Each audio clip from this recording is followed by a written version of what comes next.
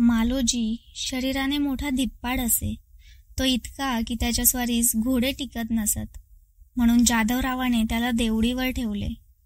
तो मोठा चतुर, हुशार व गुणी असल्यामुळे जाधवरावाचा त्याच्यावर लवकरच लोभ जडला. त्याने त्यास मूर्तिजा निजामशहापाशी नेऊन हा मोठा नेकीचा व उमदा पुरुष आहे अशी त्याची शिफारस केली. बादशहाने त्याची इब्रता व हुशारी पाहून त्याला आपल्या लष्करात शिलेदारी दिली. मालोजीचे लग्न फलटणचे देशमुख नाईक निंबाळकर यांच्या लेकीशी झाले. तिचे नाव उमाबाई असे होते. 1594 मध्ये तिला प्रथम पुत्ररत्न झाले. त्याचे नाव त्यांनी शहाजी असे ठेवले. नंतर दुसरा मुलगा शरीफजी झाला. शहाजी हा मोठा देखणा असून मोठा चालाक, हुशार व गुणी होता. त्याची वाणी मधुर असून चालचलणूक फारच मोहक असे. या मुलाची चालचर्या पाहून जाधवरावास मोठे कौतुक वाटे. तो त्याला आपल्या घरी घेऊन जाई व त्याला वस्त्राभरणे देऊन नटवी, सजवी असे त्याचे अनेक प्रकारे लाड करी. जाधवरावाला जिजाऊ नावाची लहान मुलगी होती. तिच्याबरोबर शहाजी तासांचे तास खेळत असत. अशी या मुलांची मैत्री लहानपणापासूनच जमली होती. शहाजी 5 वर्षांचा असताना शिमग्याचा सण आला.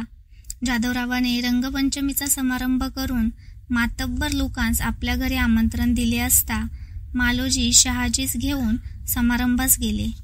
जाधवरावाने शहाजीस हाक मारून आपल्याजवळ बोलाविले. तो जाऊन त्यांच्या मांडीवर बसला. इतक्यात जिजाऊ धावत येऊन आपल्या पित्याच्या दुसऱ्या मांडीवर बसली. दोन्ही मुले बहुतेक समान वय व गोजीरवाणी पाहून जाधवराव सहजच जिजाऊला म्हणाले, जिजा, हा तुला नवरा पाहिजे काय? खरोखर हा जोडा योग्य दिसतो. इतक्यात ही दोन्ही मुले जवळ असलेल्या तपकांतील रंग गुलाल घेऊन एकमेकांवर उडवू लागली. ती त्यांची बालस्वभावास अनुरूप अशी क्रीडा पाहून सभेत बसलेल्या लोकांस मोठे कौतुक वाटले व ते हसून म्हणाले की जोडा योग्य आहे.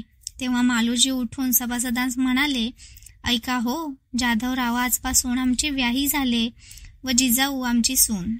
आता हा निश्चय बदलणार नाही. या प्रकारे सर्व सभासदांना साक्षी घेऊन ते खाली बसले. ही गोष्ट जाधवरावांची पत्नी म्हाळसाबाई हिला समजली. म्हाळसाबाई जाधवरावांना म्हणाली, आपल्या तोंडून सभेत शब्द गेला हे अनुचित झाले. मालोजी बोलले तेव्हा त्यास लागलीच थांबवायला पाहिजे होतं. तुम्ही असे उगीच बसला हे ठीक झाले नाही. मालोजी आपल्या पदरचा नोकर. त्याच्या घरी मुलगी दिल्यावर लोकापवाद येणार. निंबाळकर, शिर्के, महाडिक असे बरोबरीचे सरदार, मनसबदार देशमुख आहेत. त्यांच्या घरातही मुलं आहेत. ते टाकून मालोजीच्याच मुलास मुलगी द्यायची?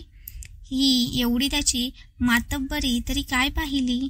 जाधवरावाने तिचे असे समाधान केले की मी सभेत सहजच विनोदाने बोललो. माझे त्याबद्दलचे वचन काही गुंतले नाही.